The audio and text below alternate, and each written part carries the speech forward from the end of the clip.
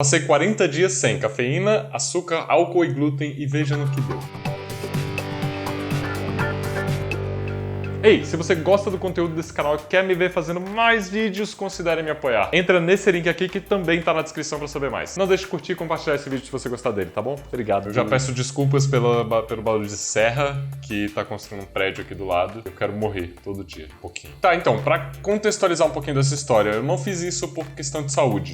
Eu passei esse tempo todo sem nada de café ou cerveja, nada, cafeína, álcool, glúten e açúcar, zero. Eu fiz isso porque a Babi, a Bárbara Miranda do Outras Mãos Podcast, que vocês já devem conhecer, ela estava participando de uma limpeza do sangue menstrual e, entre muitas outras coisas, essa limpeza envolvia não consumir nada de origem animal, o que pra gente é moleza, e não consumir, como eu falei antes, essas quatro categorias, né? Eu resolvi fazer isso mais como um desafio. E também porque isso é meio palha, ela chegar aqui comendo uma comida sem glúten, ela sem tomar café e eu, mandando ver na cerveja e na macarronada e pedir uma pizza do Pop. Seria meio palha com ela. Acabou que eu entrei nessa jogada mais como um desafio e pra eu perceber também se isso era realmente necessário, se essas coisas que eu tava consumindo todos os dias quase, quer dizer, álcool não, mas café com certeza eu tomava todo dia, e açúcar eu acho que quase todo dia tinha alguma coisa com açúcar, sabe? Eu não tomo café com açúcar, mas sempre tem uma paçoquita ou alguma coisa que a gente come na rua, ou sei lá, um suco, alguma coisa assim. E a princípio, pra mim, parecia que ia ser impossível, sabe? Eu costumava brincar antes que se eu fosse intolerante a glúten, eu jamais seria vegano. Eu falava isso antes de ser vegano, claro, né? Porque,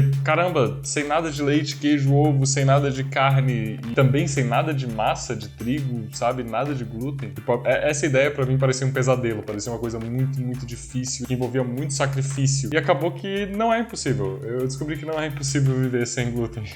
Tá um eco estranho aqui na sala, né? Mas o caso é que foi muito mais de boa do que eu pensei. Foi muito, muito mais de boa do que eu pensei. Eu e a Babi, pelo menos aqui em casa, a nossa alimentação, ela já é muito, muito saudável. E a gente naturalmente, a gente quase não consome glúten. É tipo 1 ou 2 vezes por semana que a gente faz alguma coisa com glúten aqui em casa. A gente já não come muito pão mesmo. Eu prefiro comer frutas no café da manhã. E a Babi prefere uma tapioca. Mas foi interessante. Aconteceram algumas coisas muito interessantes durante o que eu vou chamar de desafio, mas pra Babi foi uma limpeza. Parecia que eu tava de novo, sei lá, entrando no veganismo, naquela fase que a gente vai descobrindo as coisas que são veganas, as coisas que a gente pode e não pode comer. Eu acabei descobrindo alguns lugares que tem pizza com massa sem glúten, por exemplo. Ou eu descobri que no Salad Days, que é uma hamburgueria maravilhosa aqui em São Paulo, eles também têm a opção de pão sem glúten. E aí, nessas coisinhas, a gente ia dando o nosso jeito, ia se virando na rua, assim. A gente chegou aí no Prime Dog, por exemplo, e ao invés de pedir o sanduíche com pão, a gente pediu no prato pra comer com garfo e faca e também ficou muito gostoso. Então isso foi muito legal.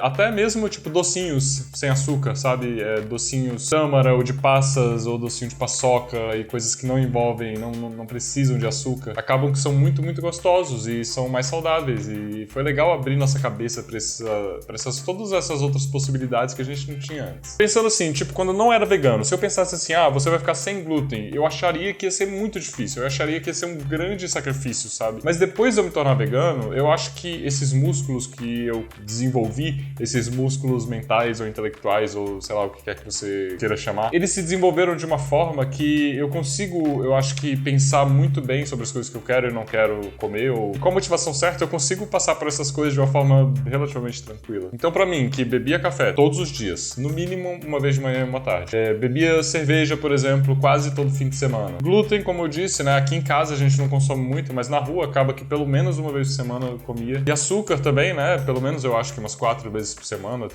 eu comia assim. Então parece que é muito, muito restritivo e parece que é muito, muito, muito difícil. Mas não é. Acaba que não é. Acho que como eu tô com esses músculos todos exercitados, com a motivação certa, acho que dá pra gente fazer o que a gente quiser nesse sentido. E foi muito bom também pra exercitar o desapego. Não desapego de coisas materiais, sabe? Mas desapego disso, de comida, de sabores. Da mesma forma, né, que aconteceu com o veganismo, quando eu passei por esse outro momento de privação dessas coisas, eu também aprendi a lidar com esse desapego e a perceber que essas coisas que eu considerava muito importantes não são tão importantes assim. E que a gente consegue viver muito bem sem essas coisas. Eu também descobri que, assim como na questão do veganismo, uma dieta sem glúten, açúcar e cafeína não necessariamente vai ser sempre saudável. Batata frita, por exemplo, né, o nosso exemplo mais óbvio, não é uma coisa saudável, principalmente por causa da enorme quantidade de gordura que tem ali. Mas é sem glúten, sem cafeína, sem álcool, sem nada de origem animal. E eu acho que eu recomendo pra todo mundo, claro, se você tem alguma restrição, alguma coisa que vai dificultar ou que vai prejudicar a sua saúde, você não deve fazer. Mas eu recomendo que todo mundo experimente ficar um mês ou 40 dias sem essas coisas, só pra perceber, só pra se tocar do tanto que a gente não precisa dessas coisas, do tanto que a gente acha que precisa e não precisa. E pra gente exercitar também esse desapego. Eu acho que isso vale pra absolutamente tudo. Eu agora tô pensando em fazer um desafio de ficar, sei lá, uma semana sem internet ou alguma coisa assim, sabe? Criar novos desafios, novas coisas que vão me ajudar a lidar melhor com a rotina, a lidar melhor com as coisas que eu considero indispensáveis e que, na verdade, no fim das contas, não são. E você, já ficou esse tempo todo sem alguma dessas coisas? Sem açúcar, café, álcool ou glúten? Já fez essa experiência inteira também? Ou, sei lá, alguma coisa parecida? Se quer relatar, coloca aqui embaixo. Beijo da semana é esse, eu espero que vocês tenham curtido e até a próxima. Beijo.